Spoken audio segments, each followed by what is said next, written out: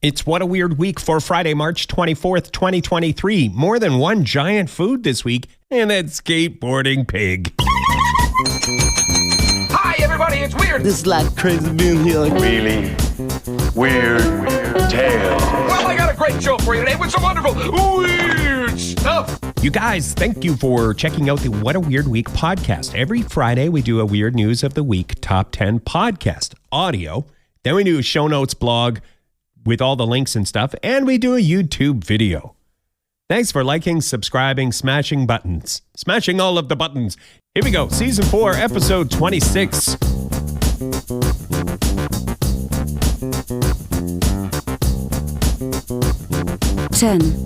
All right, we're going to get things started with a bonkers caper involving a giant carrot.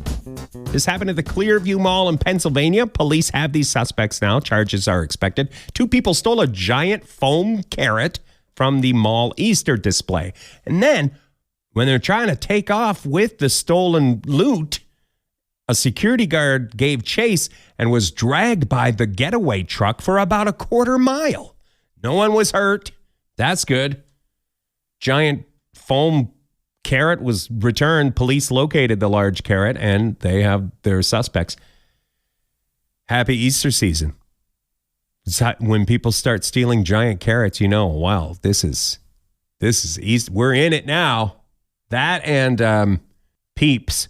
When you're able to buy Peeps and people are heisting carrots, you know, full on Easter. 9. By the way, I'm thinking about doing another podcast, and it only involves giant food. I don't think you can go wrong with giant food. It's just so interesting.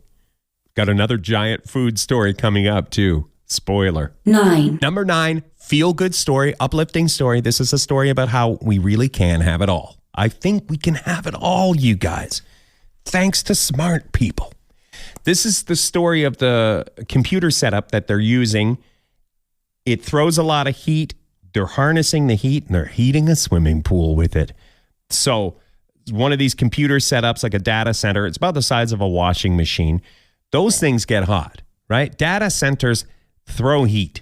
If only we could capture that heat, cool off the data center and use the heat. Well, somebody figured it out. They have a working model where they are able to capture the heat. The article goes into the details. If you want, click shownotes.page. That'll get you back to all the show notes and stuff. They capture the heat. So number one problem, the data center's too hot. They're solving that. They're cooling it off. They're taking the heat away.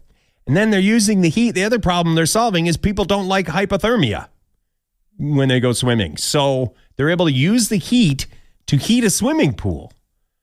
Fantastic story. You could do a deep dive into that story. Oh, wait. Swimming pool story, and I said deep dive. Well, I am so embarrassed. Anyway, the article gets into more detail if you click the show notes. 8. Say, gang, do you like a good controversy? I do, as long as it doesn't involve me. It appears as though the scientific community is embroiled in a controversy that they're calling Sharkgate. Sharks. Can't go wrong with sharks, right? So fascinating. So, article out by Gizmodo. This involves a rare goblin shark. Now, that is one fascinating creature. Photos if you click the show notes. So, rare goblin shark discovered in the Mediterranean Sea. That has never happened before, but upon further investigation, the photo might not be of a real shark. It could be a toy shark. So, was the shark discovered after it washed ashore at a Greek beach? That was the original story. The photo appeared in a science journal, and then shark experts started to point out they think it's fake. And it became this big fight. People were like, it wasn't just the shark experts saying, oh no, that's fake, and then the article getting taken down. No, people took sides. One side was like, it is too a goblin shark. And then the other side is like, fake. That is a toy. It does appear as though the photo that made it into the scientific journal is a picture, a snapshot of a toy shark. Somebody found a toy shark on eBay that looks the same. So I think I'm on that side. I'm on the fake side of, I don't believe it is an actual goblin shark. But I haven't gone to any post-secondary educational facility. Ever? Like ever, you guys. So what I'm saying is I'm not a scientist. 7. The Rolls-Royce of Nuclear Reactors will be made by Rolls-Royce. Oh, and it'll be on the moon. Okay, pause. You guys, is it just me or are we firing on all cylinders? Giant carrot story, and then goblin shark story, uplifting story about how we can have it all. We can have our computers and we can have our swimming pools. I mean, and now secret moon bases. All cylinders. Okay, so the Rolls-Royce story. They got funding from the UK Space Agency to make a moon-based nuclear reactor. Small reactors for when we get moon bases up and running. We're going to need these small nuclear reactors. Rolls-Royce is going to be involved in that. That's kind of surprising to me. When you think of Rolls-Royce, you do not think of cutting-edge space exploration, do you? I think of Grey Poupon mustard. That's my automatic. I see a Rolls-Royce on TV and I think, great, do you have any Grey Poupon? Maybe our moon bases will also have Grey Poupon. That's phase 2. 6. This parking fine story, number 6 story, I did not believe until I saw the photos and read the article. So we have the link in the show notes. Let me run this by you. Guy gets an enormous fine for parking in a disabled parking spot. £650. This happened in London. My Aunt Ivy always told me double it and you get roughly what it would be Canadian. So $1,300 fine. Imagine that. You get slapped with that. He says he parked legally. It was a normal parking spot. And then when he went back, it had been changed to a disabled parking space. That sounds cuckoo, but this story checks out. They painted lines around his car. It had been scheduled. He left his car there for like weeks, and this work had been scheduled. This parking space was going to be rezoned as a disabled parking spot.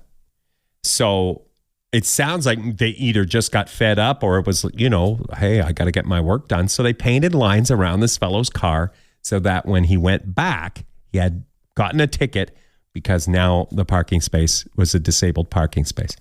If you're that worker and you got a job to do, you see a BMW there, do you leave, come back the next day, or do you just paint around the car? I feel like I'd try to paint, if it was my job to paint those lines, I think I'd try to just paint around the car. Challenge accepted. But if you're the fellow who thinks you parked legally, and then you get back to a $1,300 fine. I don't know. This is a conundrum. 5. Number 5, when sloths attack. A sloth attack story. You guys, you don't get one of these every week. And a great headline. Sloth bites teen during visit to Michigan pet store, ruining lifelong dream. That headline is by a Cole Waterman at ML Live, doing some great headline work for the greater Michigan area. Story from Saginaw, where a teenager's dream of meeting a sloth was finally coming true at an exotic pet store. This store they sell a sloth experience. You can pay $50, sign your waiver, meet Sid the sloth. And that's what this girl did, and her mom. Well, Sid bit. The teen had to get rabies shots. Sid had to go into quarantine for 30 days. Mom says the sloth bit her daughter with the swiftness of a striking snake. They should make this into an episode of When Animals Attack. This is a recreation waiting to happen. I don't want to make light of it. I'm glad everyone's on the mend there. But this, or did you ever see the show Something Bit Me? I think they only made one season, maybe last year, something like that.